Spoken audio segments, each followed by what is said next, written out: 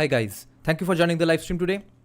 Today we have with us someone who is a geneticist in Texas, in the Texas Medical Center, and he's Bengali, and he's from Kolkata as well. And he's pretty famous in the non-left circles of Facebook, in the Bengali society at least, for his very sharp writing skills and also speaking skills.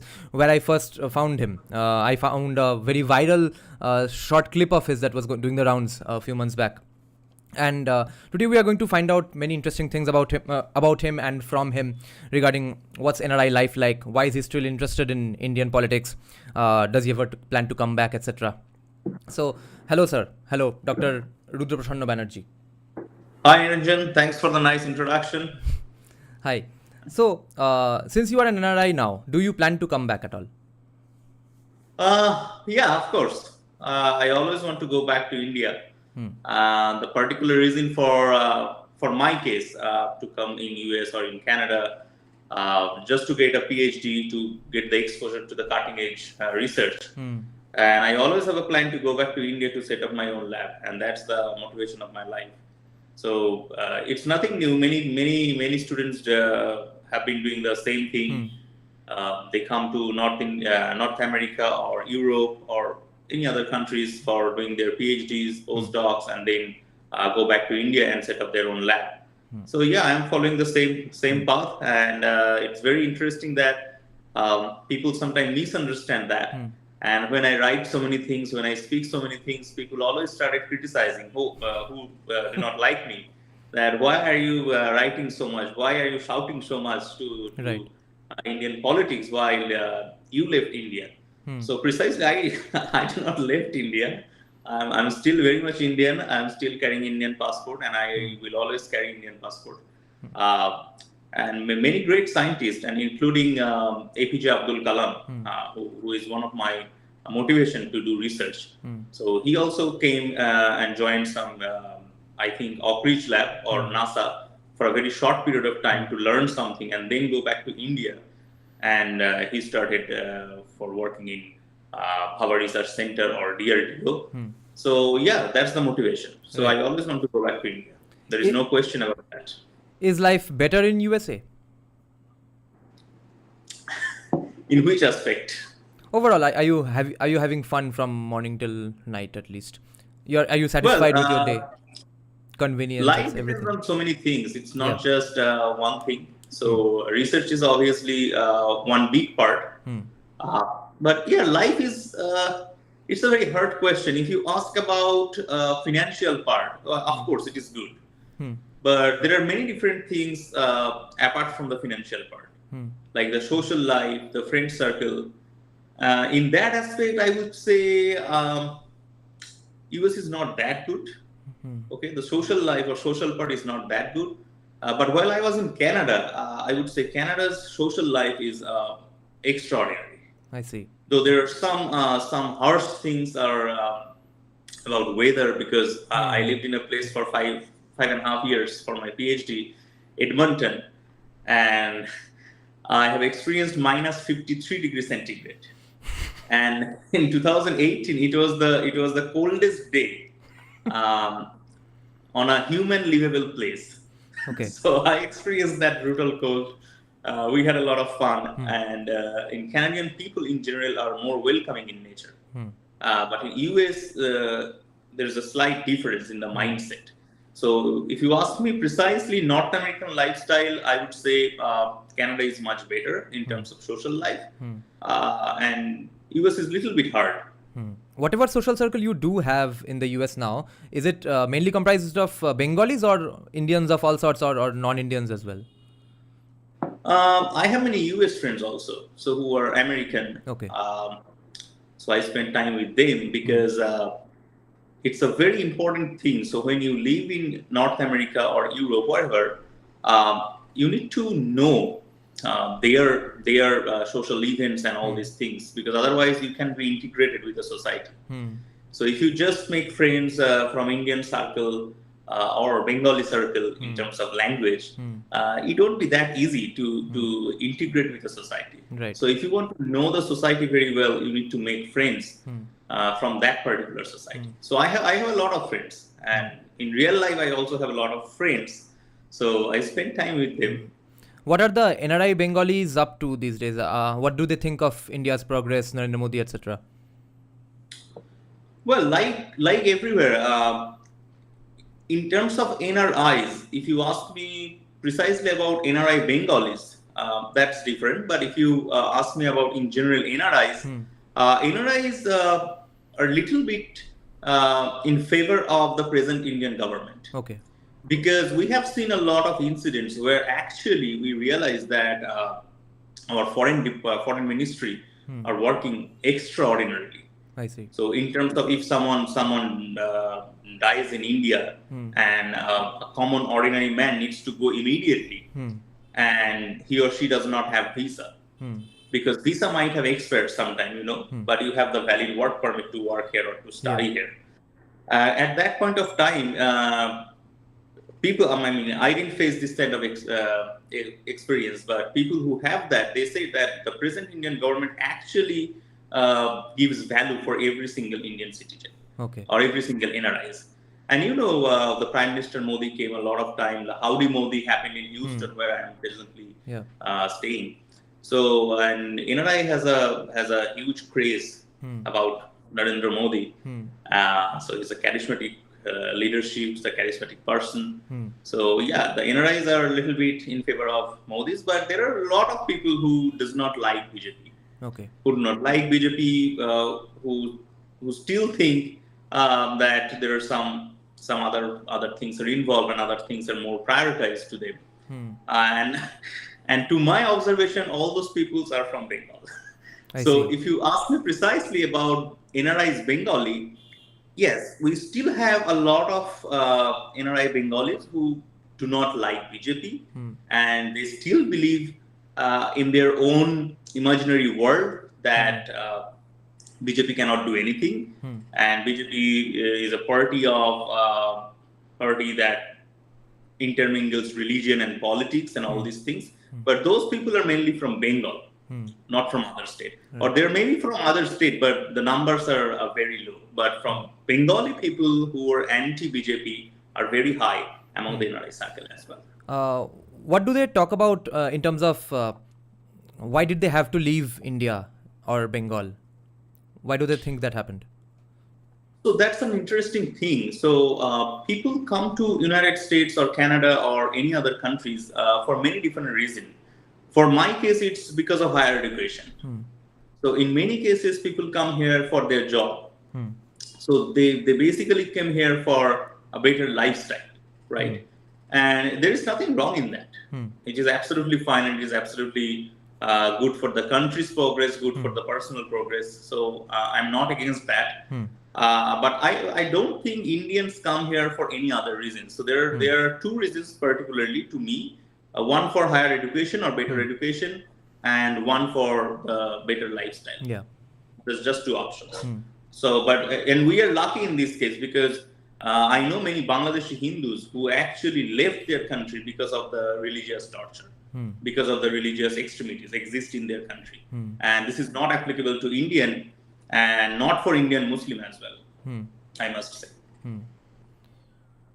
The research you are doing, how far behind is it in terms of infrastructure or the topic, everything? How far is it behind from India? Well, India is actually doing very good research nowadays. So I'm particularly in genetics field, so cancer genetics.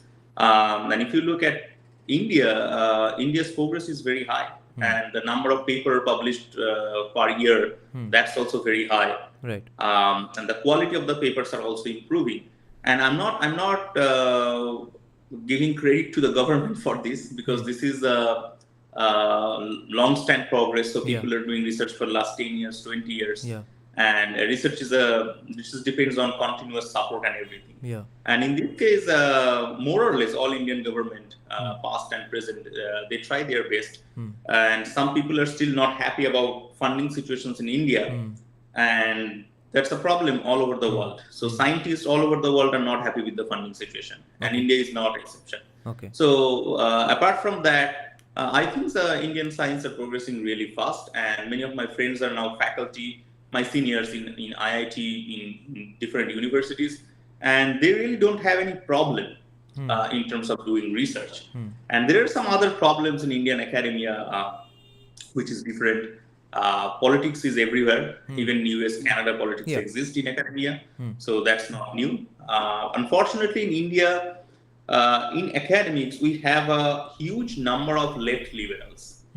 And that's Even really in a STEM. problem because, sorry? Even in STEM. Even in? The STEM fields. I see. In India as well. In India, I'm talking about India. Oh, so in I didn't know India, that. a huge number of academicians, they belong to the left liberals group. And their activities and their approach towards students, that's also different.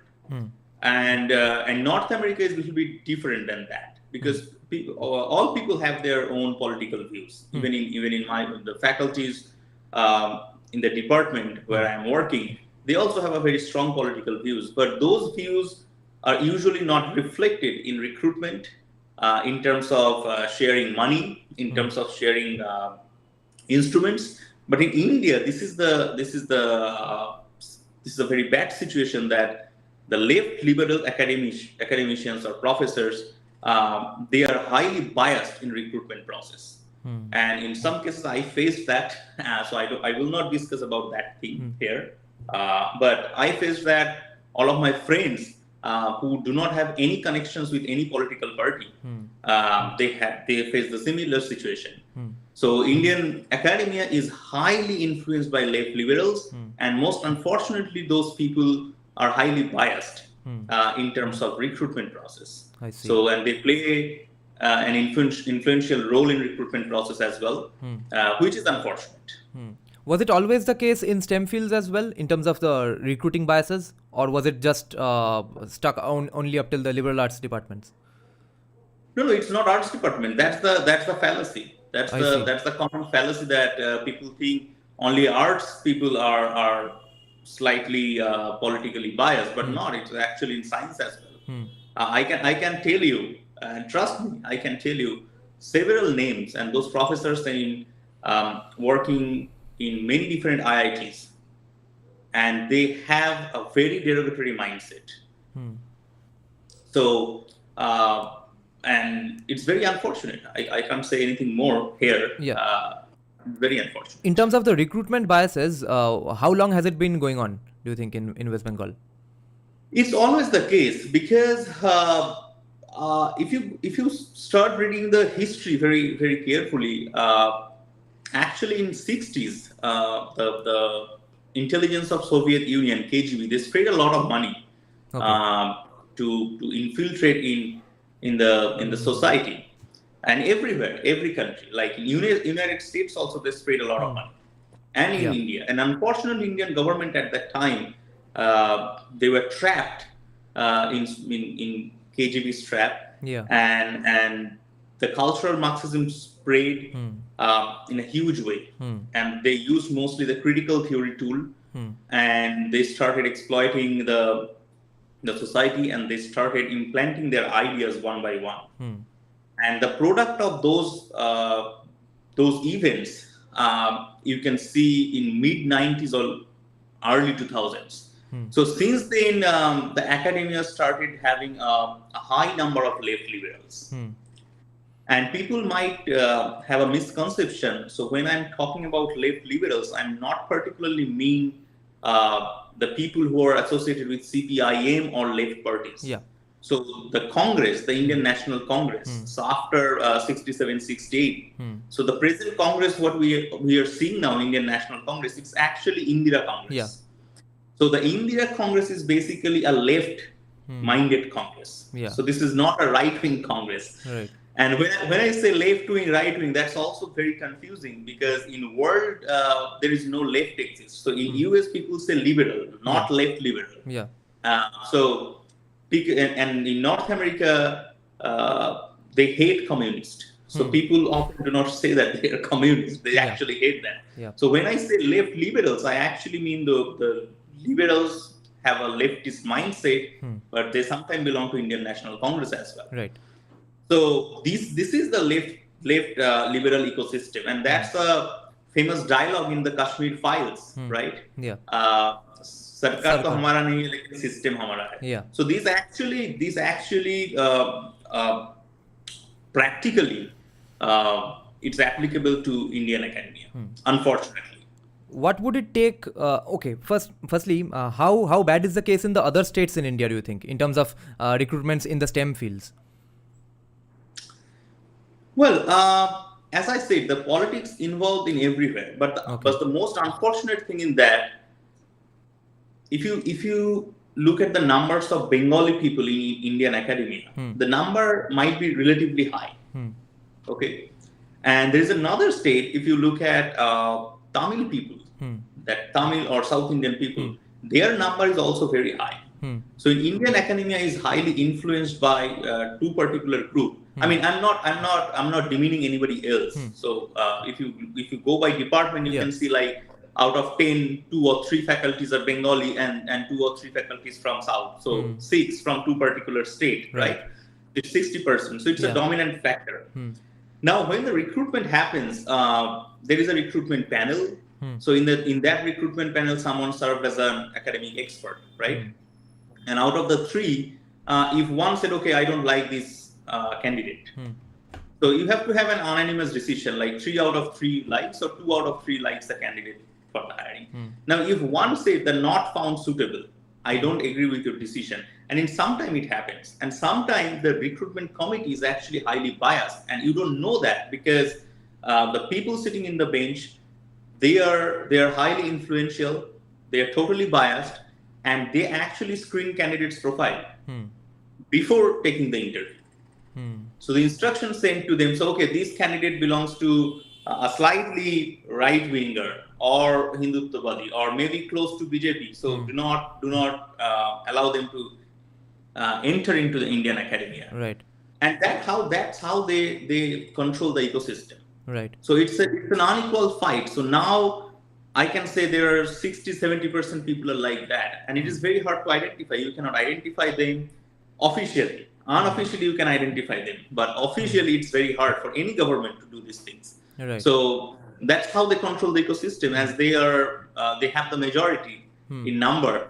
So they control the game. So this is as simple as that.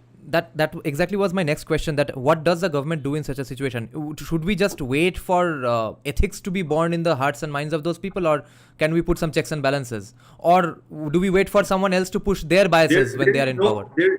Ethics do not exist for left liberals. So that's my comment, and that's my take-home message. And I proposed a famous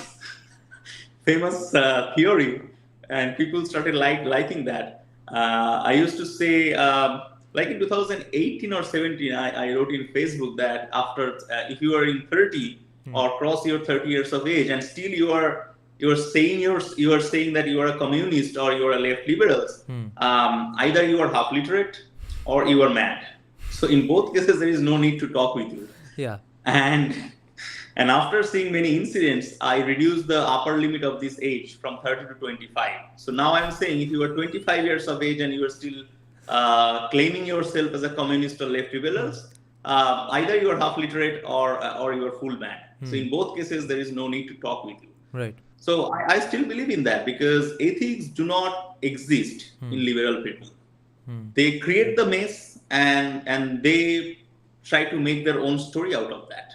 It is as simple as that to me. So forget about ethics. This is unfortunate, and we cannot do until and unless someone from the system take a stand that this cannot be, this is not the right thing. It cannot go on forever. And this is happening. So this is happening. Many good people or deserving candidates, they are getting jobs in Indian academia. I can give you one example. I will not say the name. Okay. So that guy published paper in hematology, which is a very reputed journal in his field. Okay. Having a first author paper in Cell. Okay. Which is a highly prestigious journal. Okay. Like Nature and Science. Okay. He did not get a call from single IIT. Okay. Because he does not have any connection. So that's why he did not get any call. So, and this guy is now working as a scientist in a very high-profile institute in US. So I used to meet him because I work in Seattle Children's Hospital, and we worked together for some time, for a year, and we used to go for coffee. And he said that he basically had no options um, to go back to India because he cannot, because based on his personality, he cannot just join a private company doing as a job as a scientist because that's not his nature, and he's highly qualified for getting a faculty position. And he got the position in US, but not in India. And based just look at his profile. I said, how many publications do you have? And when I looked at his publication, I said, oh my God, you should get a position in IIT or even IISc. But he did not get any position. Nobody calls him. Most funny thing I'm telling you, one of my friend, he's a faculty in IIT Kanpur, an outstanding candidate, outstanding scholar. He got the Marie Curie scholarships. Okay.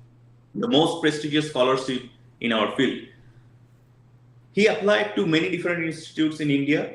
He got call from IIT Kanpur. He got call from JNU, but he did not get a call from Presidency University or Jadavpur. He applied to everywhere. And he was specifically looking for a job in Kolkata because he wanted to go back in Kolkata. He did not get a call from interview call from any institutes in Kolkata. And finally, he got a faculty position in IIT Kanpur, and we are all happy for him. But this is the situation because in some cases, I think the good people still exist, and in good institutes like IIT Kanpur, IIT Bombay, ISC, NCBS, and they still evaluate the profiles carefully. And even in the system, there might be a bad person or two bad person. There are many good persons as well. But if you look at an ordinary university or ordinary place, which are not outstanding like IISc or IIT Bombay or IIT Kanpur, result will be different. Is this problem at all related to economics at all, or is it only a case of just political will or ethics? Well, it's just because the previous government, they highly politicized the education system, and it is just an outcome of that. Right.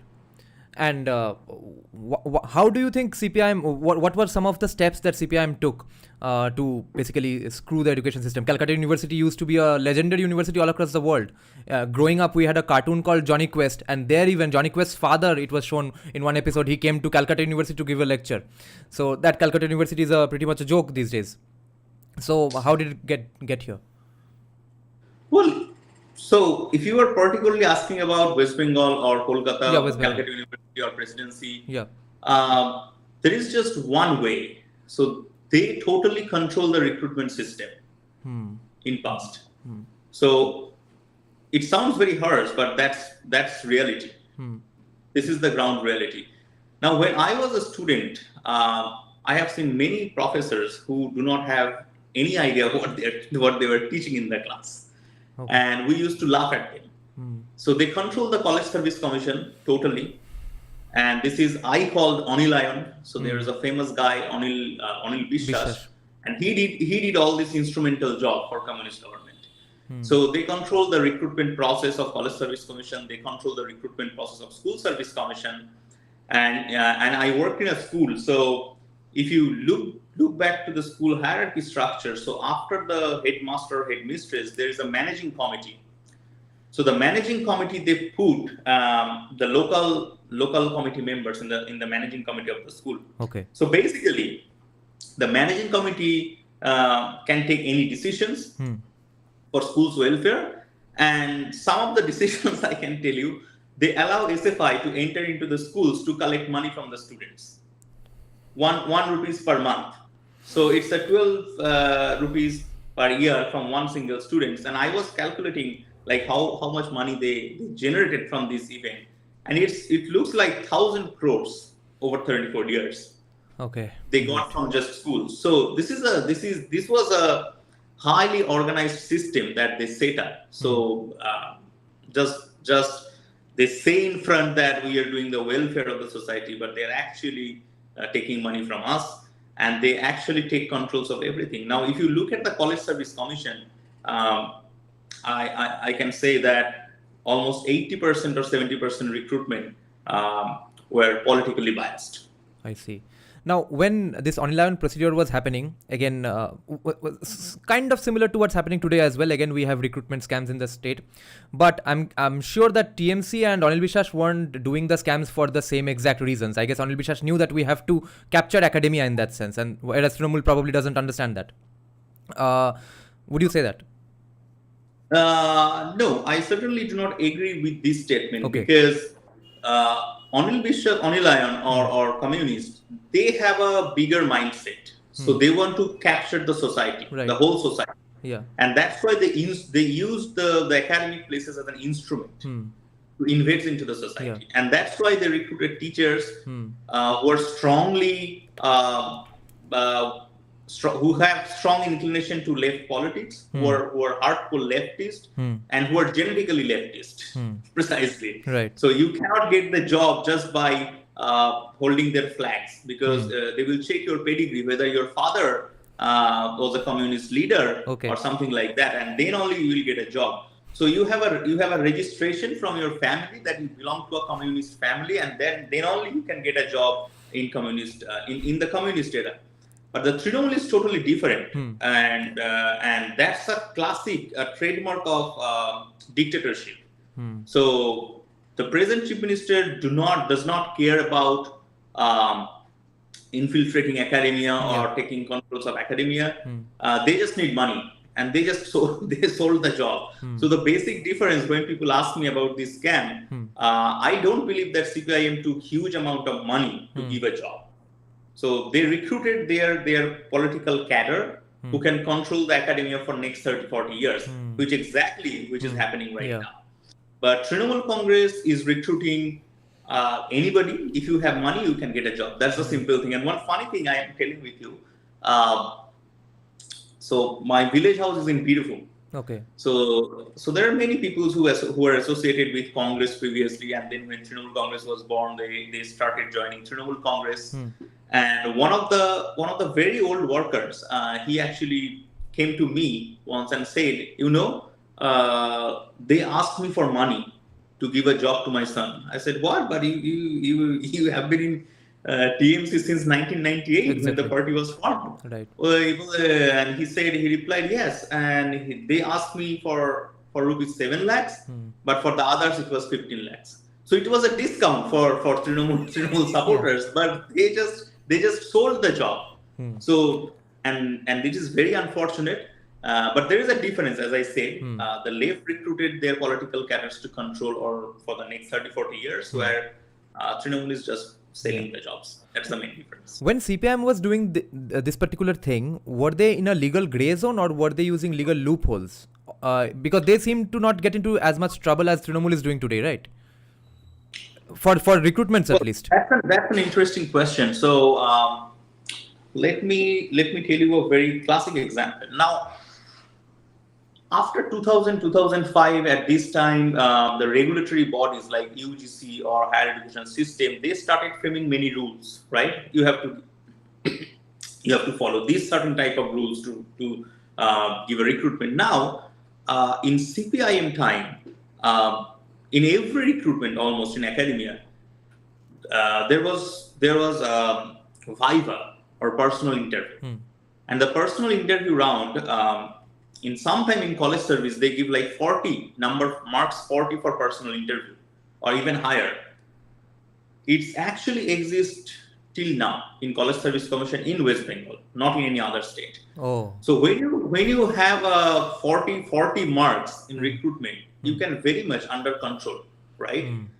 And I'm telling you one example. So one student, he completed PhD. All first class marks, PhD, everything. He entered into the room, and the recruitment committee gave 5 out of 40. Okay. It's done. And the other candidates who belong to the Communist Party, the cadre, he might have third grade number, doesn't matter, but he got or she got 40 out of 40. So that changes the dynamics, and it's all legal, right? I see. There is nothing, no illegal things happen. So they control the things by doing that kind of by taking advantages of personal interview section, nothing else. And I can give you many examples of that. And I know some people who were affected, and I can't remember the name of someone's daughter. It's maybe Surjakanta Mishra's daughter. Okay. So she got a faculty position in Calcutta University probably. But when she got the position, she probably did not have PhD. If I'm not wrong. Oh, great. Shamal Chakraborty's daughter is also a professor, the actress. Sorry? Shamal Chakraborty's daughter is also an actress and a professor in Ashutosh College. Are you not mixing her up with Surjakanta Mishra's daughter? Honestly, I can remember, but I'm almost sure that it's Surjakanta Mishra's daughter. And because I know her personally, she's a faculty in Calcutta University. Okay. It's probably Roshnara Mishra or something. I can't remember the name correctly, but yeah, I'm pretty sure she's daughter of Surjakanta Mishra. Now, one of my next questions is kind of meaningless now, but still, if you can answer it. My question was that when CPIM were recruiting people in such ways, was there at least meritorious CPIM contact people, or was it just ill-qualified people also mainly them getting into it just because of contact? It's an excellent question, I must say. And I would say when I was in Presidency College, I meet several outstanding faculties. And those are like par excellent. Like I can tell you one name, Professor Sudhanshu Kumar Ghoshal. Okay. So he lost his life in COVID, but he was an excellent professor, and he sometimes served as in the recruitment committee. I see. So people like him, Madhusudan Ghoshal, or many other stalwart professors, they obviously served many recruitment panel, and they were never biased. And people in CPIM regime, some people obviously get the job. And those are right people who get the job, and that's because of those faculties. Because in the recruitment panel, those faculties are so respectable that no one can question them, or no one can request them. They say, "Sir, please do these things." The recruitment committee dares to say that thing. So many good people are still in academia, particularly I'm talking about West Bengal, and that's because of those legendary professors, not because of the system. I see. Okay. Now, would you say that you are a supporter of BJP, or at least you find yourself in alignment with most of the things that BJP represents? Well, I do not belong to any particular political party, firstly. So I have seen the politics from very close quarter when I was a student. Even I faced some harsh things because of my political views. So if you ask me about my political views, I'm a strong anti-left. That's my first political view. So I cannot support left for any reason. Because if you look at the left history and left ideology, I'm not sure if you read this book. It's the book The Death by the Governments by Professor R.J. Rummel. Everyone should read that. So when I was a student, of course, all of my friends were in SFI. And I do have some good relations with many SFI leaders, SFI activists, because I was a student and they were the leader at that time. So it looks very fancy when you were just 18 or 19 and you enter into a college and you see Shadinata, Samastantra, Ganatantra, Sammobad, all these things attracts a huge number of young people. And fortunately, I was not trapped by them. Because my family members, particularly my uncles, they are tremendously anti-left. So that's why I have grown up in a family which always anti-left. So I was a little bit careful about them. But when I started reading some books, and particularly one book, The Death by the Governments, that changes my mind completely. So it's Lenin, Stalin, Mao, Pol Pot, all the communist leaders until 1993. So they killed 12.5 crore people. 12.5 crore. So if you can write down this number and if you search in Google, I did that search, like how many people lost their life in terrorist attack, ISIS terrorist attacks, Hizbul Mujahideen terrorist attack. It's hardly 1 crore, 1.5 crores. And we were comparing it to 12.5 crores. So the communist leaders like Lenin, Stalin, Mao, Pol Pot, they killed 12.5 crores people all over the world to implant their ideology, to bring the equilibrium, to bring the equity or Sammobad. That's terrible. right? So they just kill innocent people to implant their own ideology. This is just terrible. So it is not acceptable under any normal circumstances. And later, when I came in Canada, I meet many peoples from Soviet Union, and they actually left Soviet and started settling in different parts of the world. I meet with many people who are from China, and they actually disclosed a horrible thing, because it's 1960 or 70s. In China, they used to get a token. Okay.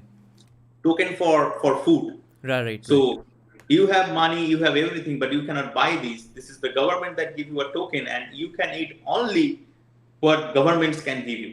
Now, correlate these two things. They are talking about dictatorship. Now, in West Bengal, you see the SFI leaders, DYFI leaders. They always talk about dictatorship, that governments cannot control my personal life. But the origin point of this ideology in Soviet or China, they did that with people. And people actually left their country for their dictatorship.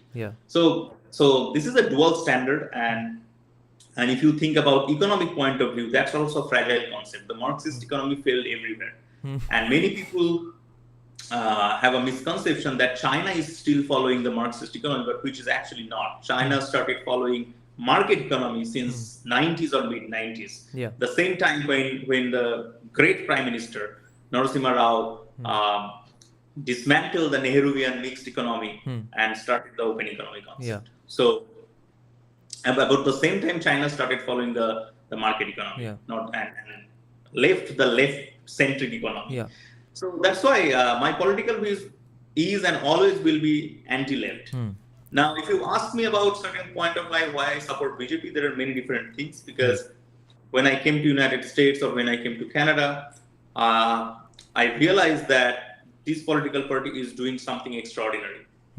In terms of, if you look the decision of abrogation of Article 370, this is huge, right? Opening bank account for all, because if you are talking about communist policy, right? What about communist policy to alleviate the status of common people or poor people, right? And Modi actually did that, like opening bank account for everyone, right? Opening bank account for everyone, giving health insurance policies for everyone, all these things, and Modi has done, and it took 75 years to do these things. Right. So this particular Prime Minister, I'm saying, Narendra Modi is extraordinary, with an extraordinary mindset, with an extraordinary motivation, and that's why at present I support BJP. But I do support the another leader, Atal Bihari Vajpayee. I'm a huge fan of him. Because when I read about him, when I listen to his speech, this man was also extraordinary. Right. So these two persons are still the main reason why I like BJP. Yeah. Because of your leanings for BJP, I wanted to ask you that then do you think it should be done by BJP in the same way that CPIM did it? Should they also capture academia and recruit people according to their own wishes? I always believe that deserving people should get the job. It's not about left or right. So I know many of my left-centric friends who are extraordinary in science, and they also deserve to be in academia if they want to. So the academia must be free from political capture. I say. So there should be no politics in academia. But how do we gauge merit in liberal arts? Because publishing in big journals would mean that you are the farthest left commie in the world. Right, it's an interesting question, and I'm pretty sure a lot of people are working on that, and a lot of people know how to do these things, and they are actually doing these things inside the system. Okay. So I'm hopeful that in coming 5 years or 6 years or 7 years, we will have equilibrium in the Indian academia. So the right-wingers or the actual liberals, that means they're not politically biased. Right. Free thinkers, their numbers will be increased in Indian academia for sure. It started in arts department, as you may know, and it will start in science as well. I'm hopeful about that. Yeah, let's see. Since you made a very interesting point that Narendra Modi is kind of doing everything that commies always wanted to do, uplift the poor. Now, what is it about Narendra Modi that he was able to do this, but not other people? Most people respond to this question with that he had tremendous ground level experience, ground connections, etc. But just in yesterday's live stream, I had a discussion with a guest that he was also talking about many different CPIM legendary ground level workers who never got to the top. But there were also people like Binoy Kongar, etc., who were absolutely violent people who wanted to destroy any industry. Like even when I was in class 10, 11, the South City Mall is coming up and he's saying that Amra Bhangbo, Jedin Parbo. So he wants to break that. So what are we going to do with such ground level experienced people anyway? So what's different between these people and Modi's ground level connections? Well, it's okay. The fundamental answer is ideology. So if you look at the ideology, communist ideology, they are not there to uplift the status of the poor in the society. Okay. So for the communist, for their own existence, right? For their own existence, the number of people must be increased over the time. Okay. Because if there is no poor, they cannot say bhagte. Right? Yeah. So this is the fundamental problem. People need to understand one thing. So communists never ever work to uplift the status of poor. Because whenever you are talking about upliftment of poor people, you need to provide infrastructure. Just show me one infrastructure that communists have done in their 34 years. Just one. Holdia Petrochemical. Nice answer. Yeah. So they're like... That's their favorite answer. That we have not done anything. We have done Holdia Petrochemical. Right. So they have no. That's also Holdia Petrochemicals was in a sweet spot, like geographically possible, and all these things were in favor of this industry, and they just did that. But they didn't provide actually infrastructure. Yeah. So the when I say infrastructure, if you go back and see Atal Bihari Vajpayee's just 5 years of regime, you remember the Sonali Chaturbhuj. Yeah. Golden quadrilateral. So he basically has connected all over the India through the highway. Yeah. That's an incredible achievement, I think. Now look at now in Modi's regime, the number of roads per day. Yeah. I can't remember the exact number, but it's mad number. Very high. Very high in compared to the last 75 years. Yeah. Look at the number of new railways. Look at the number of electrification of railways. Yeah. All these things are infrastructure. So when you talk about upliftment of poor people, you need to provide the right infrastructure. You cannot just say give free money. So now you are an YouTuber or singer. Let's say you are earning 100 rupees per month, and I'm not that popular, I'm not that famous, and I'm earning 10 rupees per month. So if someone just says, okay, you are earning 100, you do not need this 100, just keep 20 and give me 80. Yeah. So I will distribute your 80 to the other 8 YouTuber by 10 rupees. Yeah. Can you uplift the society doing this way? No. Never. You need to provide the infrastructure. Yeah. Right? So communists do not believe in building infrastructure. And they are just dismantling society in many different ways. Another example is that if you look at 1977 or 1977 to 85, they dismantled the social fabric by giving pattas and all these things. So they basically took the money or took the land from Hindus and distributed it to the many Muslims as well. Right? So I'm giving a very, very nice example. You may remember I forget his full name, but it's Ghani Khan Chowdhury. He was a famous minister in Indian government. He was probably the rail minister. And he's a very popular leader. And if you look at his family, the communist government probably did not take a single land from his family. Oh. But they had equal amount of land where my grandfather had the equal amount of land. Oh. Now they took the land from my grandfather, but not from Ghani Khan Chowdhury's family. I see. So they took the land from my grandfather, Durgadas Mukherjee, and distributed it. Okay. And many of the lands actually went to Muslim people. So now they somehow this idea people liked at that time. It's a popular idea that they are alleviating the status of poor people, but actually they were dismantling Yeah. the backbone of the society. Yeah. Now, Goni Right. Khan Chaudhary was in Congress, so why couldn't they come down harshly on him? Just because they wanted Congress to remain the controllable opposition. It was a popular idea, and Hmm. I'm talking about 1977 onwards. So Hmm. by that time, in '67, it was already in the Indira Congress. Yeah. So there is no difference between Indira Congress and Communist Party of India. Both are same. Yeah. And many people. There's another example I'm giving, and I'm sure you might not have thought about it, or you might thought about it. In 2006 or 2007, at that time, a huge number of communist supporters came in street against Buddhadev Bhattacharya and put a hoarding Parivartan Chai, right? Now think about what Buddhadev Bhattacharya did. He went against the party line. Yeah, pretty much. To introduce special economic zone. So Yeah. one, he did all possible things to bring industries in West Bengal. Yeah. Number two, that's one example is ACJ, that's outside his party line. So Communist Party do not support the idea of special economic zone. Yeah. But Buddhadev Bhattacharya did everything to include that in West Bengal. Now, at that time only, so there were many different things happening in West Bengal from 77 to 2006, right? I'm giving one example. Uttam Kumar died, and Pramod Dasgupta, a communist leader, he did not even allow to keep Uttam Kumar's body in the Nandan or Rabindra, Okay. right? Okay. So Aparna Sen was there, Soumitra Chattopadhyay was there, and they did not even say a single thing against that event.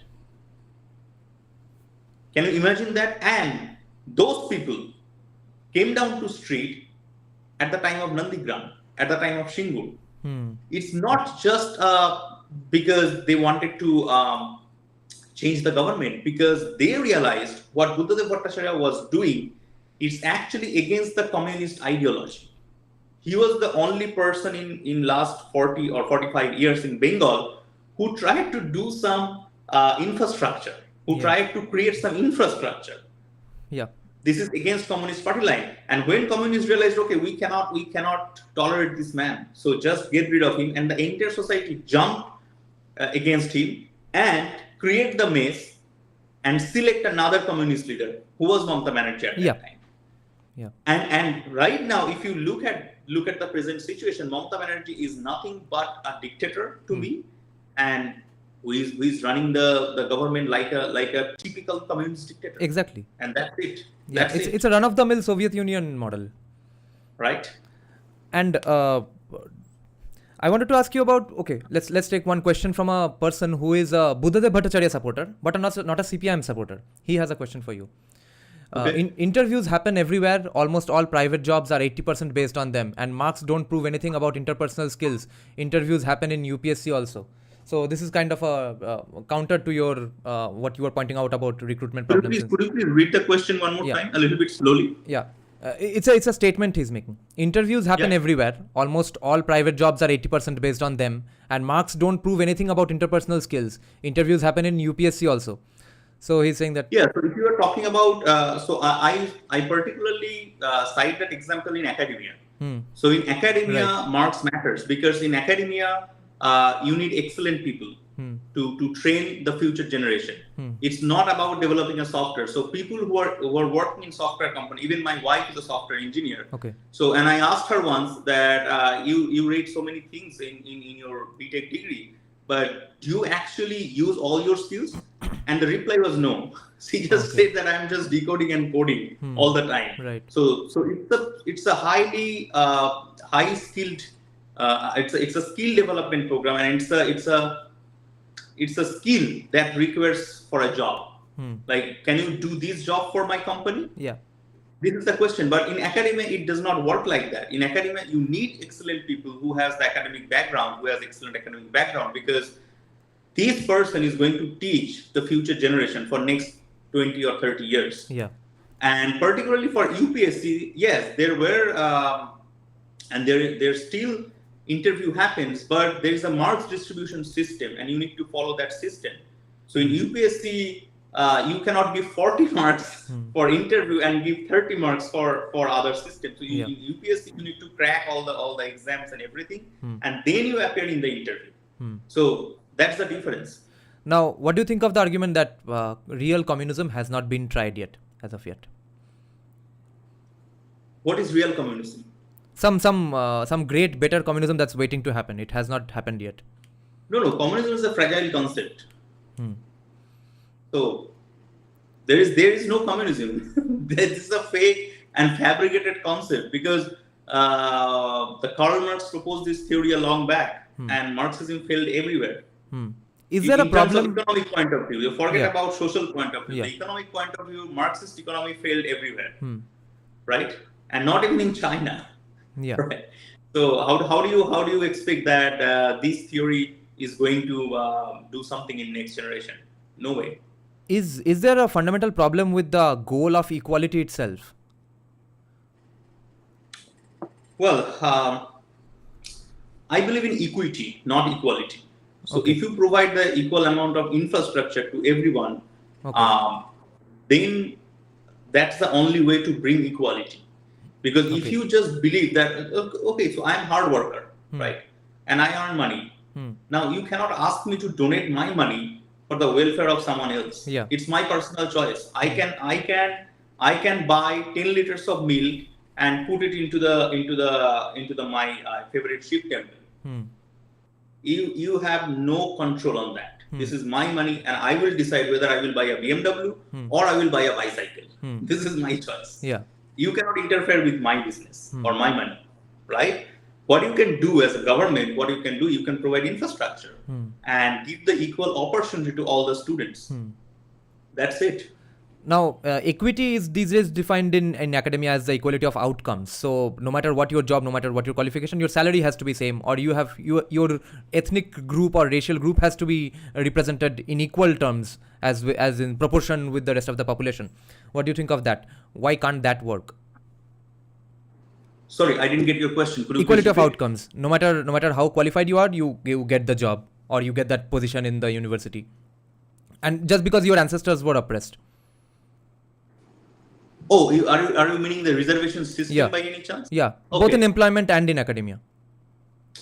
Yeah, so this is very hard to interpret in that way because I believe the reservation system needs to be reformed, like many other things. But I suffered for reservation system a lot. I'm pretty sure all general candidates suffered a lot. I saw many of my friends have laptop or computer in class 12 or in BSc first year. Well, I bought my first laptop in master's second year. But there are some real challenges in that, and that involves politics and all other things. It's not easy, but I'm pretty sure it will be reanalyzed for sure. Is there any problem other than politics and basically parliamentary democracy that's standing in the way of merit and Well, reservation? what we are seeing just a certain percentage, because I also know many of my friends who actually came from very poor background and they belong to other backward class like ST or SC.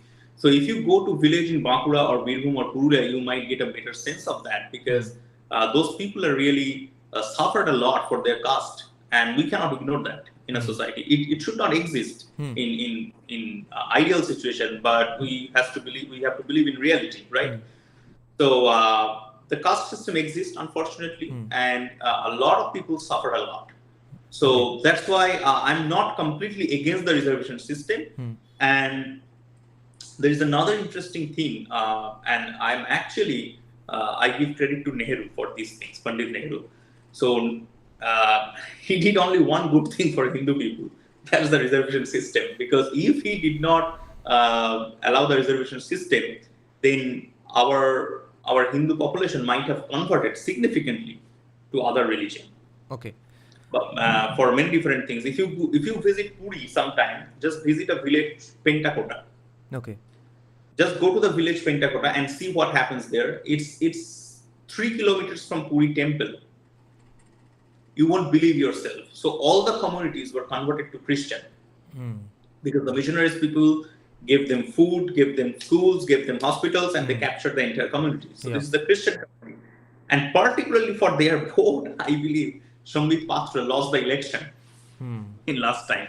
So this is particularly that community vote. So I think if we think about without the reservation system in India, we might have faced an existential crisis by this time, because a lot of our Hindu community might have actually converted to Christianity or other religion. Now, today, how many of those people do you think are suffering because of casteism versus poverty? Or are you saying that it's still justified to give them reservation because their ancestors suffered? No, I think that this is a very interesting question, and government is slowly moving to this direction, I believe, because they recently implemented under the Narendra Modi's government that 10% economically weaker section reservation system, right? Yeah. I kind of think that this is the next step. So the reservation based on economic system, not because of caste. But you cannot just do these things overnight. Yeah. Because it will be a huge. It will jeopardize the situation. It will create an unrest among the society. Yeah, and our politicians are not. They are just cunning, and unfortunately, the opposition. So if you remember when BJP was the opposition during Congress regime, Narasimha Rao sent Bajpayee ji into the Geneva Convention to represent India, and the Bajpayee ji was the leader of opposition, not from Congress party, and the Prime Minister was Narasimha Rao ji. So that kind of opposition does not exist anymore. Yeah. So the present day oppositions, they are very cunning, they are very power hungry, and they just try to be in power by sort of anything. And that's why you see the stupid Rahul Gandhi came to United States and talk about Indian EVM machines and all these things. Yeah. He does not even have any idea what he's talking about. Yeah. So you cannot do great job within such democratic framework. So our opposition must be a little bit more sensitive towards the Indian democracy. Now, one last question about just this reservation issue. Isn't it also true that a lot of people who may or may not be suffering today because of casteism specifically, not just poverty, they are not the people who are getting the reservation? The person who's getting the reservation is not even suffering in personal life. Yeah, I know many of them. So that's what I told. Many of my friends, their brother are doctors because of the reservation. Their father was banker because of the reservation. So they are getting this reservation generation after generation. That must be stopped at some time. Right. Because you cannot support one particular family for indefinite period of time just because they belong to a particular caste. So the reservation, one of the meaning of the reservation is to elevate the status. And there are many good people. There are many deserving people, not good people. There are many deserving people get the outcome of these reservations. So we need to think about in the policies or reforms in the reservation system. Now, getting back to your NRI life, what's this interesting commonality between, let's say, left-leaning Bengalis of West Bengal who go to Delhi, Bangalore, Mumbai, or USA, England, but remain communist at heart? And similarly, Democrats of all states go to Republican states and then turn those states into Republican states. How is this similarity happening? And do you know any such people who are Democrats and came to Houston and still remain Democrats? So one thing I think Americans or Canadians, they do not really care that much about politics. So some states are Republican, some states are Democrat. You are absolutely right.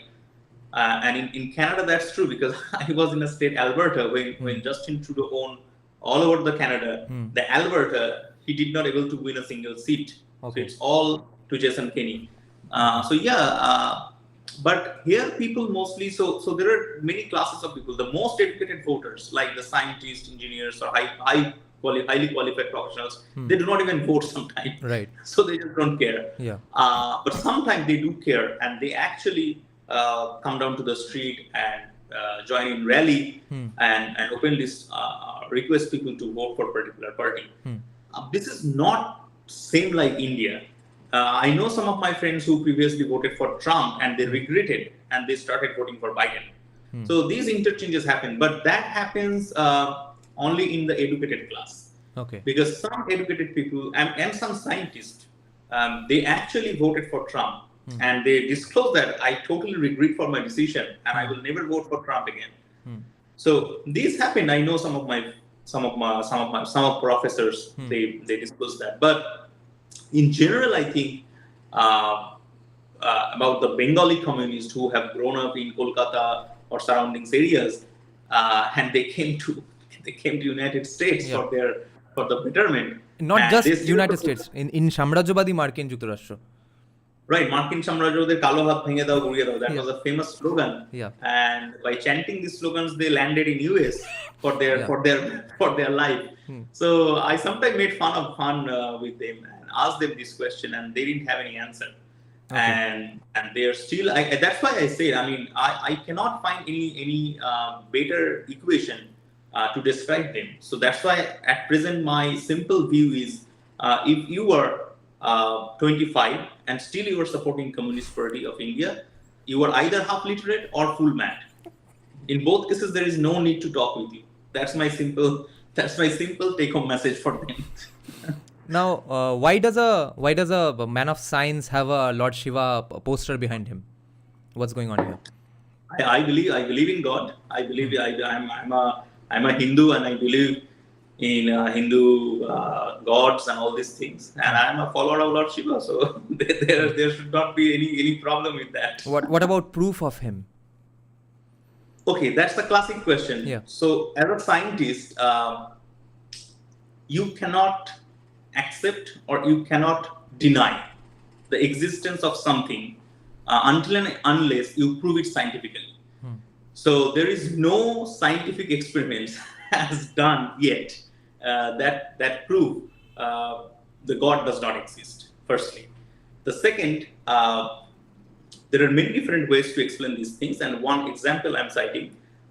In 1971, Carey Mullis, he won the Nobel Prize in chemistry or physiology, probably, for inventing PCR, polymerase chain reaction. It was a groundbreaking discovery, and every day, every single lab, biology lab, they are using that thing. They are using the same principle, PCR. Most interestingly, in the PCR machine, we can only synthesize 1,000 nucleotides in 2 minutes. Okay. But in real life, per second, in a living organism, per second, the number of nucleotides synthesized can be 40 to 4,000 or 10,000 per second. So the highest level of discovery in science is just a minimal fraction of what exists in nature. Right. So that's the highest level of recognition in science, and that cannot even reach 50% or 60% or even 10% of what nature has already carried on. Right? So there is no explanation for that. Now, if you go back to the origin of the universe, there are many different theories scientists proposed, and if I remember correctly, the first time it is in that Big Bang theory. It's in 1920s, somewhere in 1920, 28 or 30. A Belgian scientist probably proposed that theory, Big Bang. Okay. There is no experimental evidence of Big Bang, right? But everyone accepted that things like huge presence of natural elements. There is another observation in late 1960s, the cosmic ray evidence. So the two American scientists, they found it by mistake, ray. right? They heard that sound by mistake and they weren't looking for it. They got that sound by mistake. Yeah, the cosmic ray. I forget the name of the experiment, but it was that experiment. You are right. So, but it was not proven. So the existence of that cosmic wave can be explained by Big Bang theory, right? So there is no experimental evidence that supported that Big Bang theory exists. Now, I believe Peter Higgs died some days back, the famous scientist, the famous physicist who won the Nobel Prize. So who proposed the Higgs boson constants. The boson means Surendrandrath Bose in 1960, I believe, and it took almost 52 years for Peter Higgs to experimentally prove that experimentally prove his hypothesis. And that's why Peter Higgs won the Nobel Prize, because in theoretical physics, not many scientists won Nobel Prize. So Peter Higgs proposed that part, like Peter Higgs boson particle in 1960, and he won the Nobel Prize after 2012 when the Large Hadron Collider experiments were done. So that in future, it might take 100 years, 200 years to explain the Big Bang theory. I'm not a physicist, so I might not explain these things correctly, but that's the reality. So science are progressing this slowly to prove to show us how the universe originated, right? So if you now I'm totally talking about something else. Like if you go to the Mundaka Upanishad, in Mundaka Upanishad, it's not about religion. It's all about how the universe was created. So it explained in a different way. But at the end of Mundaka Upanishad, it actually challenges the existence of God. Okay. But it did not nullify the existence of God. Okay. So that's the beauty. And if you go by to Einstein said, science without religion is lame. Probably that's the word he used. Okay. And he said, religion without science is blind. And he was particularly very right. Religion without science is blind. So you may or may not believe in Lord Shiva. You can criticize me for having a poster of Lord Shiva at my back. That's totally fine. That's totally acceptable to me. But if you ask this question to someone else, they might start pelting stones in your house or might have killed you, right? So that's the religion without science is blind. So science and religions are supporting each other to me, and I believe in God, and I think there is no problem. Those who do not believe in God, my question is to them, that's totally fine. This is your choice, right? But you cannot show me one single experimental evidence that God does not exist. Yeah. Now, were you always going around proudly telling to your commie friends that yes, you believe in God? Sorry? Were you always going around proudly telling everyone that you believe in God? Were you always this overt and vocal about it? Or is this a matured opinion now? No, this is my opinion and this is my belief. So I do not really care what commies say. What did they say? Did you ever have debates about God with commies? What did they say? So I actually know many communists who changed their mind, right? Okay. I know many communist friends. They started doing that things, and then they went to Israel for their postdoc. And one of my very close friends, so he was a communist leader in Presidency College, and he went to Israel, and then he started realizing, okay, nothing can be above the country, just by looking at Jews' lifestyle, and he now hate communists. So he's totally changed his mind. So I know many people are like that. So I do not really want to argue with communists, because my simple argument for them is that if you are still 25, if you are above 25 and you believe in communism, then okay, my friend, I'm done with you. You are either half literate or mad. That's my simple stand for them. Now, just out of curiosity, one other thing I need to ask you about just this topic specifically. What is God according to you? Is he a person sitting in the sky taking notes? Is he a concept? What is he? Or what is it? It's a very tough question. I mean, you are asking a good questions to a wrong person. You probably ask these questions. No, I'm asking you specifically because what does a geneticist say about this? The very interesting personal lived experience of a geneticist. Geneticists in general have no view about God. Yeah. I work with many great scientists, my PhD supervisor, my postdoc supervisor, and I actually asked them this question: Do you have any religion? And they always answered it very politely, and they were very careful about they're answering this question. And they were always respectful to others, and that's how I learned these things. Like, yes, I have a religious identity which I'm proud of, and but I don't need to disclose why I believe in these things. These are personal things, and but I'm telling you one thing. At one time, so my mom and dad, they are highly religious. Okay.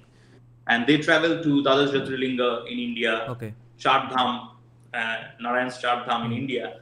And once upon a time, I went to Jagannath temple and I seated outside. I don't want to go to the temple because at that time I didn't believe in God. And then I realized that, well, I was wrong. So something might have happened, which I personally do not want to disclose at this point because it's so personal. Yeah. But yeah, but as long as nobody can show me a scientific evidence that God does not exist, Yeah. I will believe. And as a scientist, I don't think I have any obligations not to believe in my religion. Yeah. No, but I want to specifically get to that topic. What is God, according to you? According to me, this is just an unknown power which controls Okay. everything. Hmm. We do not know him yet, Hmm. and we do not. So, if you want to be a doctor, you need to go to a medical school, right? If you want to be a engineer, you want to go to engineering school. Yeah. So, if you want to know God, you need to go to either Ramakrishna Mission or Reservation Sangha or some schools Yeah. that can train you, or by nature. Because if you look at the lifestyle of Swami Vivekananda, he had Ramakrishna Dev as a teacher.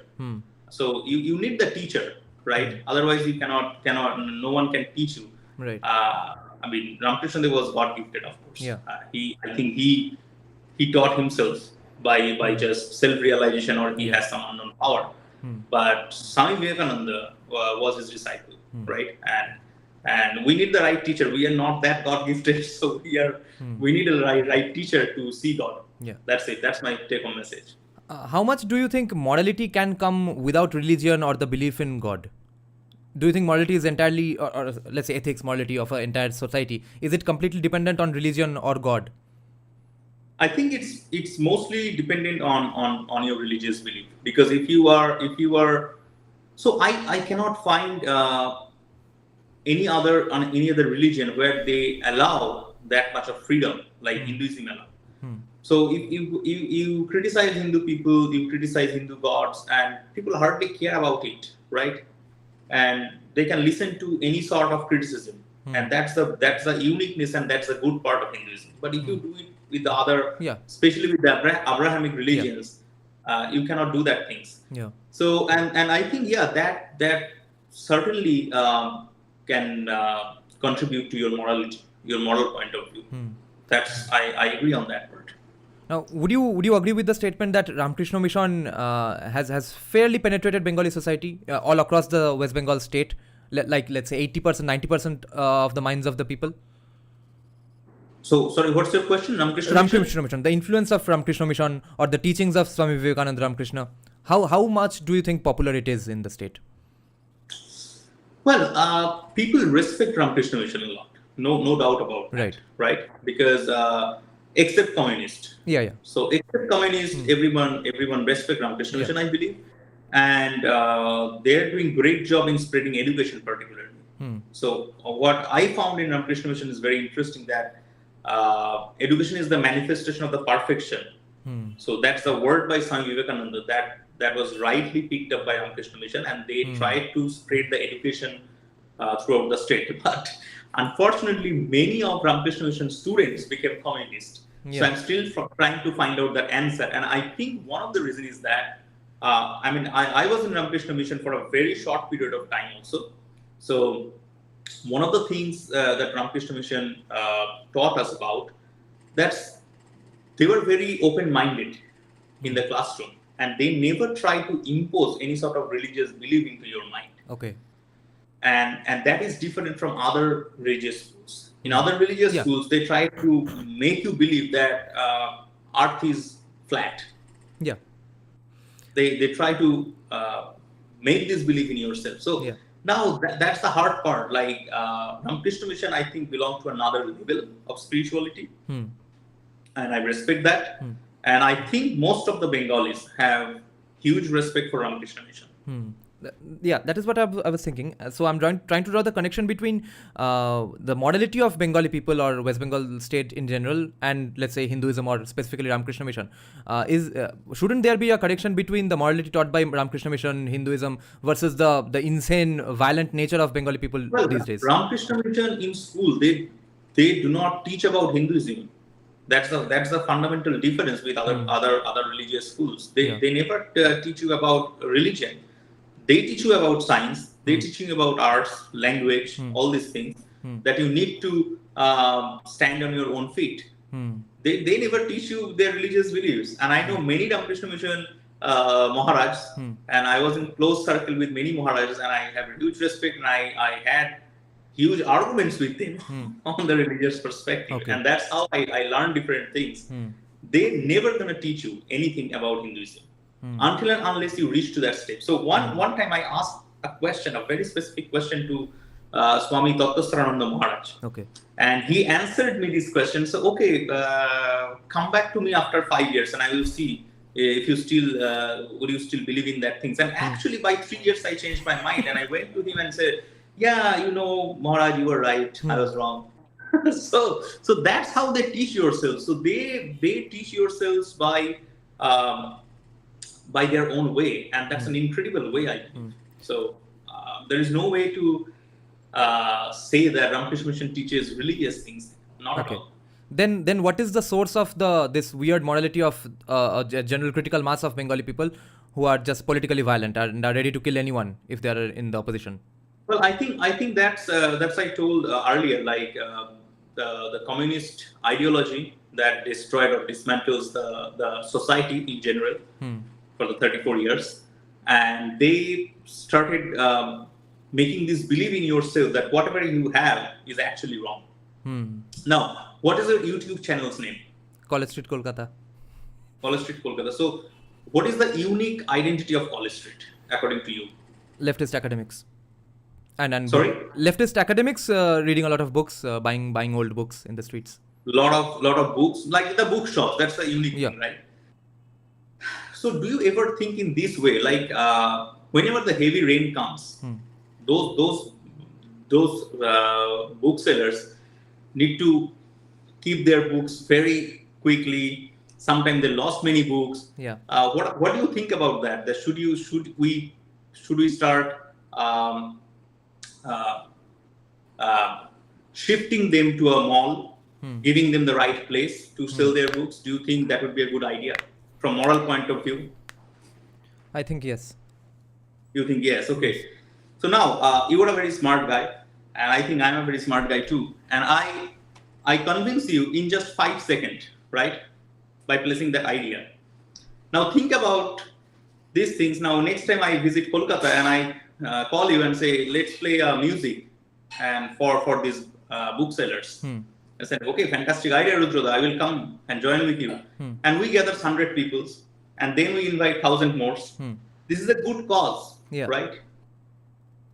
And I believe this is a good cause. But think about, if we succeed in replacing them to other place, and you go to the College Street, would you think the College Street would be same?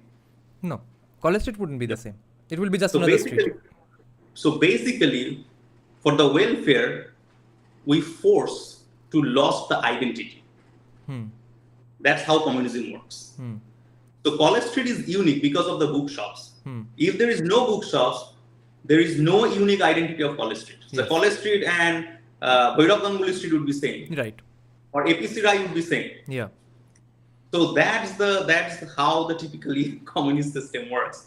They force this ideology to use that, okay, this is a bad thing happening to these poor people, right? We need to shift them to a mall. And whenever you shift them to a mall, you permanently lost the identity. So that's how the system works. So, and I think this is a very scientific process, and they have done a lot of research, and KGB spent a lot of money, and they built up this infrastructure.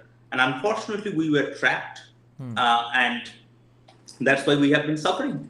That's it. So the morality will come back again, and I believe that has to be come back through the religious teaching. We need someone like Ramakrishna, we need someone like Vivekananda to come in the society and try to boost up the morality of people. Now, when this religious morality does come back in the near future, I'm hoping, do you think it will be in a different shape? Will it be, let's say, a new kind of Hinduism? Because the previous morality obviously got replaced by someone, whether it was for the weakness of the morality itself or the strength of communism and KGB itself. Which do you think, by the way? Which do you think is the case? It would be a hypothetical answer, right? And there is no right or wrong answer for that because it is hypothetical. Yeah. So I think Bengali people lost their morality because of economic bankruptcy. So, and the food comes before religion. So roti kabda or makan, you cannot ignore that. Now I am telling you all this good story because I know I will have a good amount of money at the beginning of the month in my bank account. Yeah. And that's why I'm telling you these things. But think about particular students having PhD or postdoc experience and have no job. Then he cannot say anything about the society because he just needs a job to support his family. Yeah. So first, I think we need to empower ourselves economically, and that depends on political government and all these things. We need to bring heavy industry in West Bengal, and we need to support our system. And that's one thing, economic empowerment, and then the religious empowerment will come automatically. That's how Gujarat is working, because Gujarati people have a lot of money, and they don't really care giving you 20,000 or 25,000 for celebrating Navratri. Right. They don't care. But just go back to GT Road during what is Shravan Mash. That's a lot of pilgrims visiting Tarokeshwar temple, right? And you can hardly find any people who give Vandara for them. Right. And just go and they go to political leaders and give me 1,000 rupees, give me 2,000 rupees, we will give a Vandara and all these things. And just go to Gujarat for Navratri. In every street corner you can find a Vandara because they have money. So you need to have money, you need to take economic control, and then only you can do these things. Otherwise you can't. Yeah. A few days back, one of your Facebook posts again went viral, and I shared it. And interestingly, some of my left-leaning friends also really liked it. They didn't know who you were, so they were sharing it, and they got happy about it. A lot of other leftists cursed that friend of mine. What was that writing about? About the Nimno Medha in PhD circles. Oh, okay. Yeah. Could you make that point again? I think that point needs to be heard by many people. Could you please remind me a little bit more details about that post? People wasting the PhD funding and taking up jobs instead.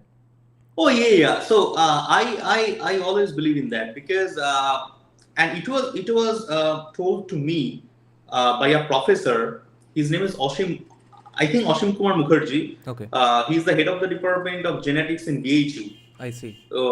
I might be wrong in his name, but it's probably Ashim Mukherjee. So he came for a lecture in Presidency College, and he told us that we are doing research, and this money comes from taxpayers, the common taxpayers of India. This is not my personal fund or your personal fund. So we should have one common aim to alleviate the status of society. That's one fundamental part of research, doing science research, and the other part is be respectful to your commitment, be respectful and commitment to the research. Because if you just enjoying your scholarships and not doing anything for the society, you might have to answer yourself like what you have done. You might have left. There is no legal rule in India, but it's again come back to morality. Like should you do these things or not? So I always try to follow that principle, and I think it is very, very appropriate that whenever you are doing research, or especially in scholarship, you are actually taking taxpayers' money. So you must be respectful to that. You should not enjoy your time to prepare for other exams and leave that job for your better future. I mean, you can do that. There is no legal aspects of it. There is nothing illegal or legal in that. But this is all about morality or ethics, I must say. Right. So I believe in that. But this is I mean, I don't think everyone has to follow these things or not. But in this context, I must say, in Canada or US, mostly PhD students get funding for TAship or RAship. Yeah. And when you have some initial research work, research data, you can apply for a scholarships, and on the basis of that, you can get a scholarships. But in India, if you qualify for NET JRF, you have the scholarship from day one. Yeah. So basically, you got the scholarships for cracking an exam, right? Not for your research. Yeah. So this is again, okay, I'm not criticizing the system, but maybe Indian government should think about it, because how they can control these things, like just doing 3 years of PhD, 4 years of PhD on your own fellowship like JRA, and then suddenly leave that job and join post office or Indian Railways for your better salary. Yeah. It's not good for the society. Yeah. I'm not criticizing anyone, but to me, it's not good for society. Yeah. The individual people can't be blamed in these situations. I would have taken the same opportunity if it was there. The opportunity should not be there to do such things. That is the thing. Right. But particularly, I posted these things because I saw an article from G24 Ghanta or something. Okay. They're trying to portray these things like an IIT PhD students left the PhD and joined School Service Commission. Yeah. He did not join School Service Commission for the welfare of the society. He joined School Service Commission for his own benefit. Yes.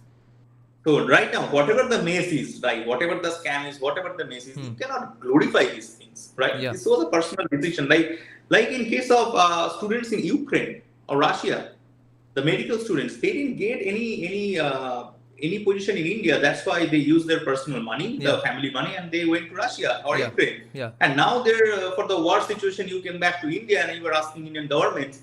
And our chief minister said that we will put you in medical college. No, this cannot be done because those people left their country by their own choice. I left India for my own choice. Right.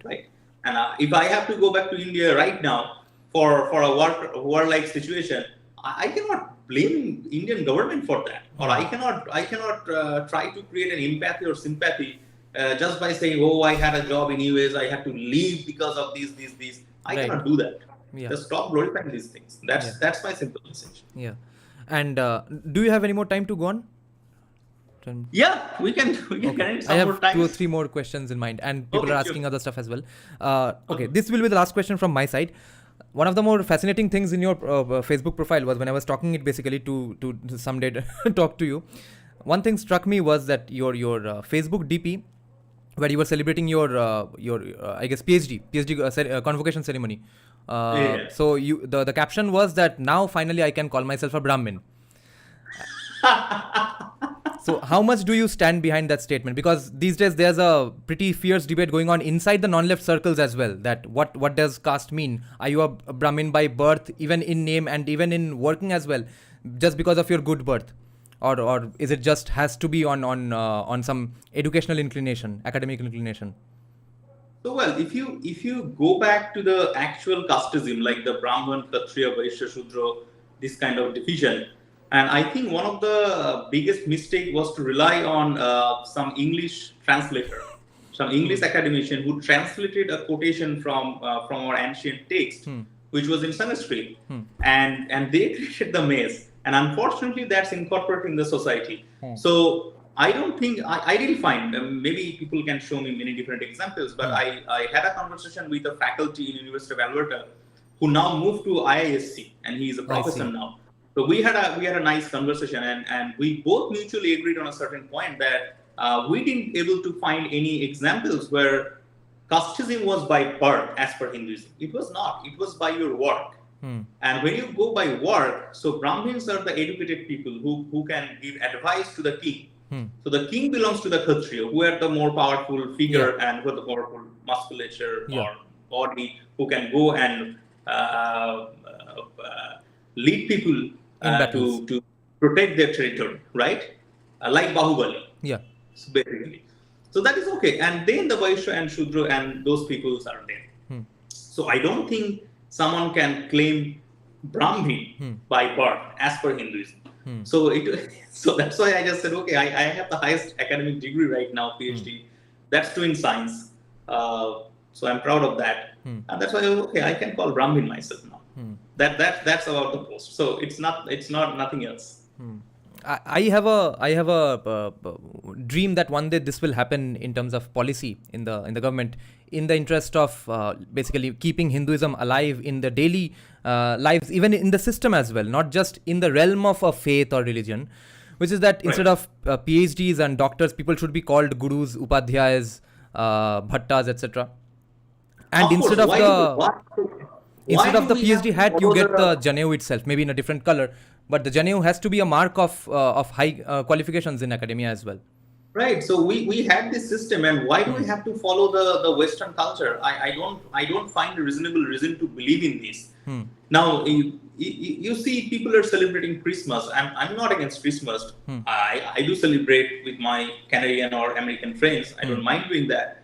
But actually, I posted this several years back in Facebook and it went viral. And it was against the communist post. So they posted like a woman doing some pujas in the Tulsi Gach. So I forget the name of Tulsi in English. It's Osimum Sanctum, probably the scientific name, but I forget the English name. So she was doing pujas there, and communists started criticizing that. Okay, this is the Hinduism. This is the stupidity. So suddenly I realized that okay, this is the stupidity. That's fine, but what about the plastic pine gush and putting bulbs there? And you expected the Santa Claus gave you a gift at the night. So what about that belief? So that is progressive society, liberal society, and doing pujas, Tulsi puja is stupidity. That should not be the logic. So I think we have to follow our own system, and to do that thing, the first step is to promote Sanskrit language, because I think the lack of Sanskrit knowledge is a big problem for our society, because we cannot understand our own language. We do not know what's actually written in our ancient texts, and we just rely on some translators who did not know our language. So there is no way to trust them. Do you know Sanskrit at all? No. Okay. I took Sanskrit in class 7 and 8 as an additional subject, but I don't. I can read Sanskrit a little bit, but I don't understand that.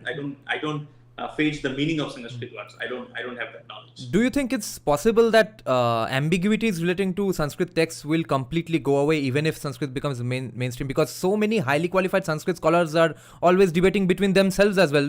And the claims are gigantically opposite of each other. Like, this is a cup, no, it's a horse. Both are saying that no, I'm an expert in Sanskrit. So what do we do about that?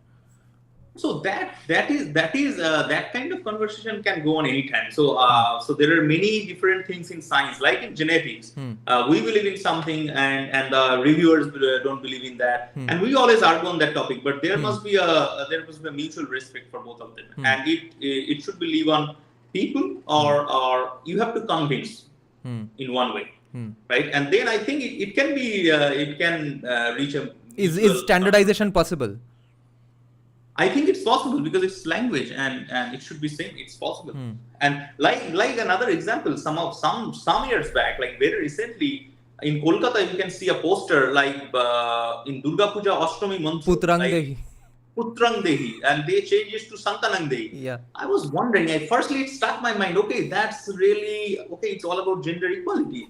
So I called a very nice Sanskrit scholar, and who was doing PhD in University of Alberta with me. And I said, what's your thought? And he said, no, this is wrong, because putram means putram. It's the word putram.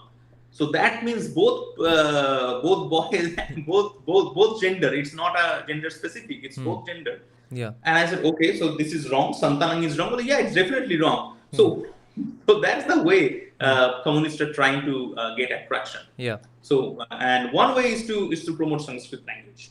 What do you think of the English Vedic weddings? English.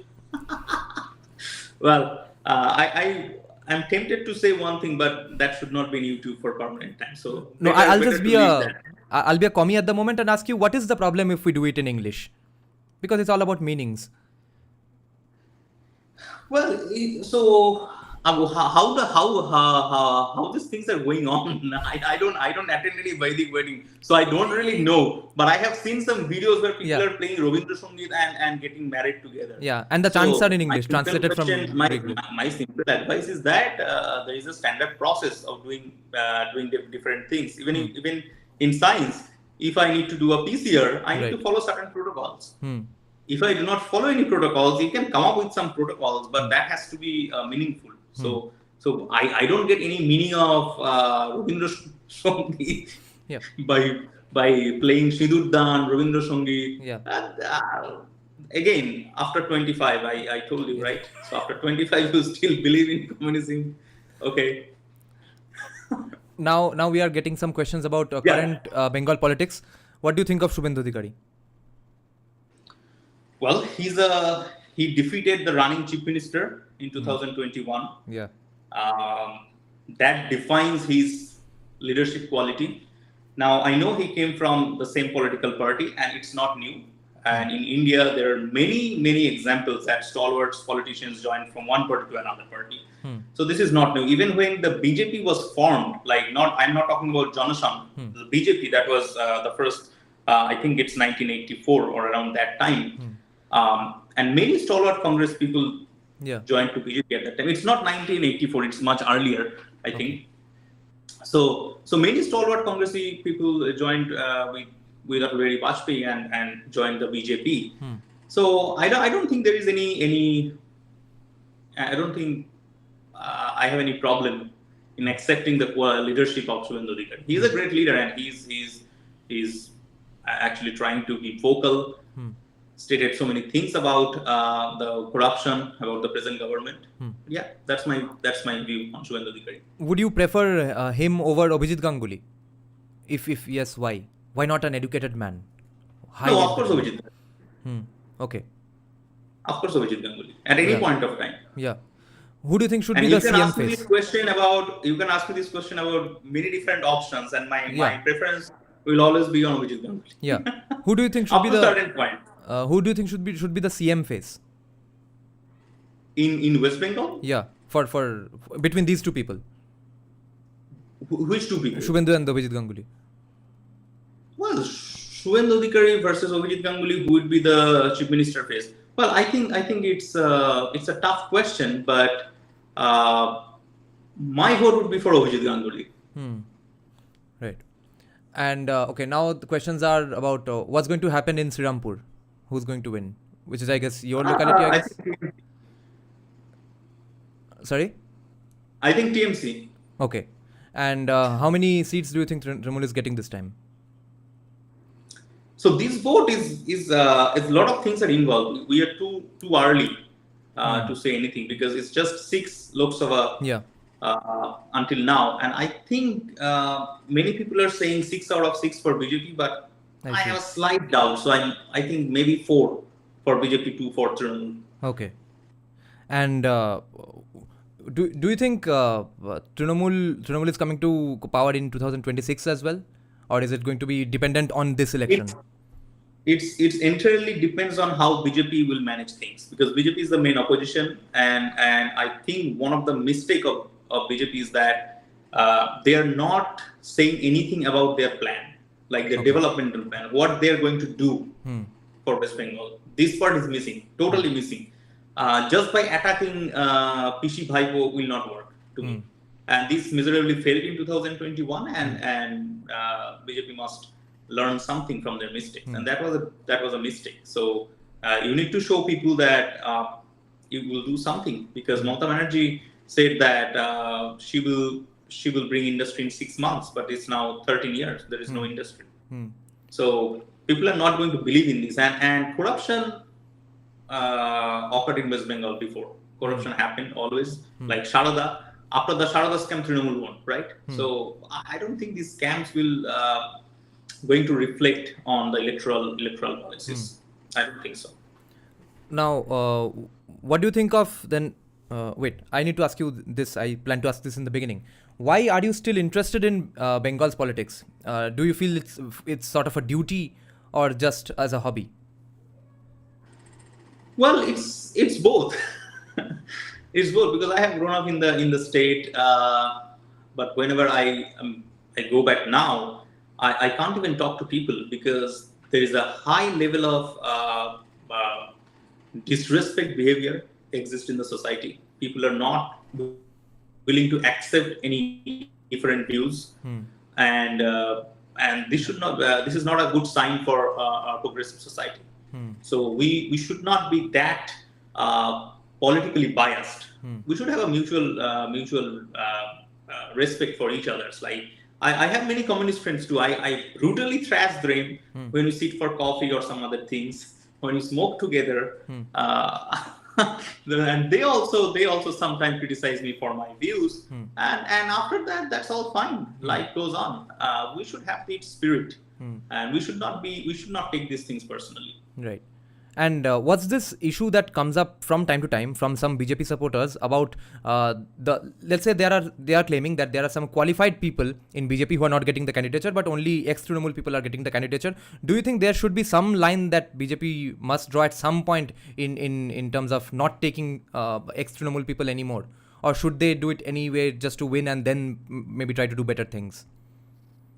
Well, so while I'm answering this question, I must assure one thing that I'm not involving in this decision, and I'm not a member of BJP. So as an outsider, common man, I can say, look, you need to win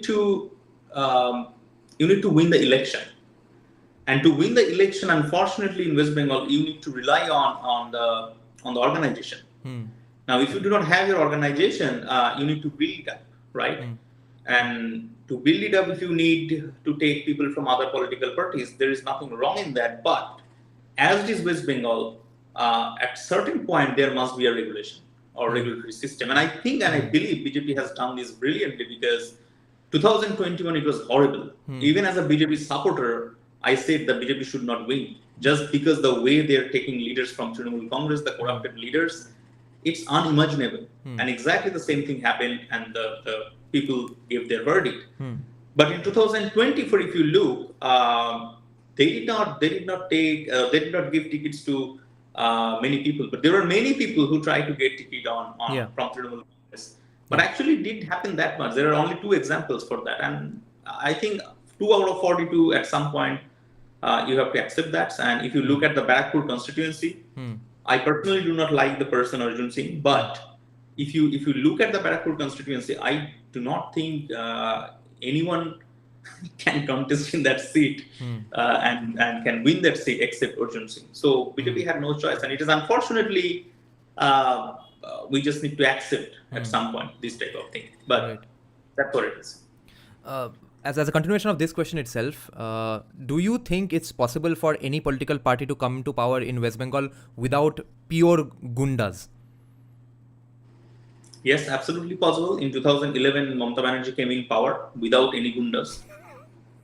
Is that sarcasm, or I hope it's sarcasm. No, not sarcasm. I'm talking because these people voted for her. There is no question on that. People definitely voted for her. Yes. People definitely voted for her. True. Common people voted for her, and huge support. She got a huge support from party, but she got a huge support from people. But unfortunately, she betrayed with the people, and that is the most unfortunate. I agree. Scenario for West Bengal. She betrayed with the mandate, right? And she became a power hunger. She analyzed that, okay, I can stay in power forever if I just bag these 30% minority votes, and she started appeasing them. And she started misusing the poor people, and she started exploitation, and that's how she became a dictator. But I still believe that 2011 is a classic example of how democracy can work. Even in 2014, Narendra Modi came in power with thumping majority. No one even imagined that Narendra Modi is going to win absolute majority, like 282 seats. 2019, 302 seats, right? 2 times back-to-back majority. It's huge mandate. So yeah, of course, anyone can come in power in West Bengal with thumping majority without using any type of violence. I still believe in democracy, and I will believe in democracy, and I hope that someday. I'm pretty much optimistic about this. In 2026, there will be a change in West Bengal. Now, if a person or a political party is able to come to power even without gundas, why then take their help immediately after coming to power? What was so fascinating about gundas? Hunger. Right. They become power hunger. That's the answer. And Mamata Banerjee is the example of that. The same thing is not applied to Narendra Modi, because he came in power with thumping majority and he started doing development. And he did so many things that people could not even imagine. Like I said, Article 370, abrogation of Article 370, that was a huge step.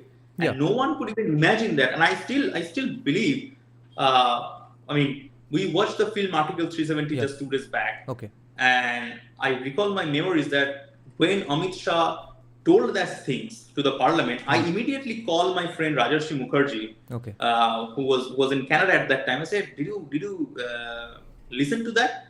And his reply was, yes, I heard it, but are we right? Are we listening to the right things? We couldn't even believe that it happened, just happened in Parliament. So it was a groundbreaking work, and hats off to the ministries for doing these things. So he has done these things. So he didn't change his character.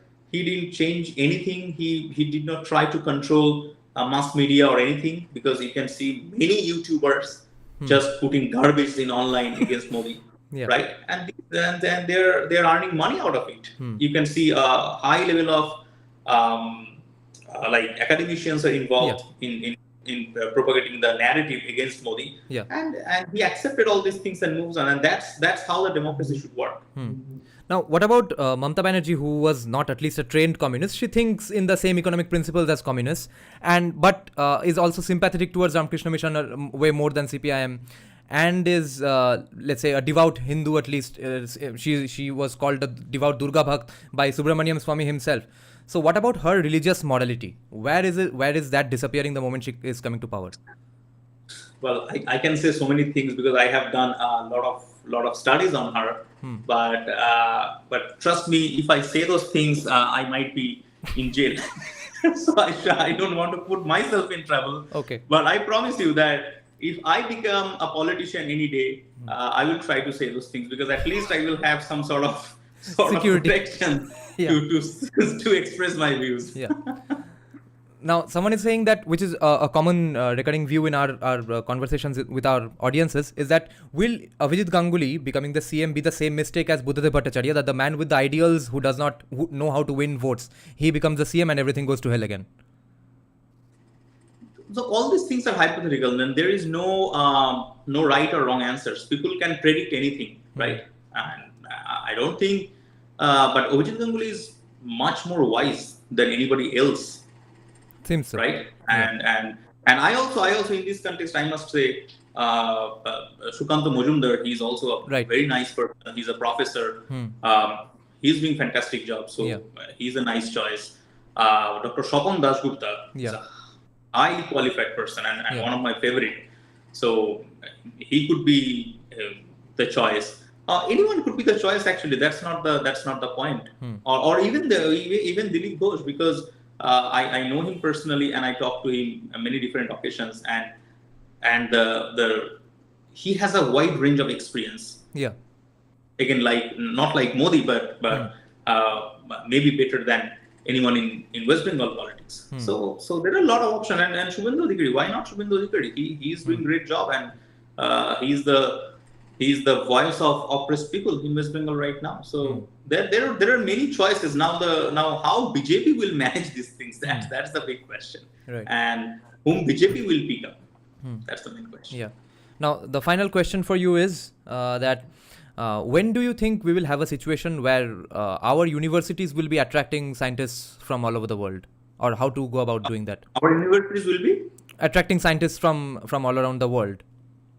Let's say you will not even think of going to USA. You will be happy in India only, or people like No. So attracting scientists all over the world, it's a different question, and retaining our meritorious students to India, that's a different question. I see. So these are two different things. So research, present day research or modern day research, needs a lot of money. And honestly, people honestly saying, whatever the work I am doing right now, I spend every single month I spent more than $25,000 US for my research. I see. And getting nothing. Because so I tested different hypotheses to get the answer and to build up the story. So that's the amount I'm spending. So I don't think we can afford that in India. So in Indian science, we have to think differently. And still our scientists have done remarkable work like Chandrayaan or many different things. So it's a policy making decision, like how much money they want to put in basic science research, how much money they want to put in space research. Some research are very important for India's integrity, and we cannot compromise that. And we cannot just complain that government is not giving me money for doing research, because there are so many things to do, because 140 crores people need food. is a huge challenge for any government. We cannot bypass that situation. So attracting scientists might not be happening very quickly, but retaining our meritorious students to India, the government take many steps for doing these things. Like a fellowship amount is right now in India for PhD scholar is very good. I think it's very good. There is a PM research, PMRF or something like that, which gives 70,000 per month at PhD level, which is unimaginable. It's more than many government job salaries. So the government are doing many different things, and I'm pretty sure that there will be many regulations will come in future to smoothen the process of doing PhD or attracting the meritorious students to the PhD or higher education system. I'm pretty optimistic about that. And they also recently tweaked that rule as well, that you can do a 4-year graduation and directly go to PhD if you do want to become a researcher.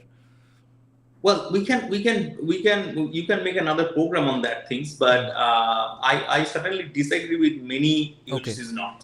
Okay. So I do not support many of the systems that UGC is running, and these are more. This creates more.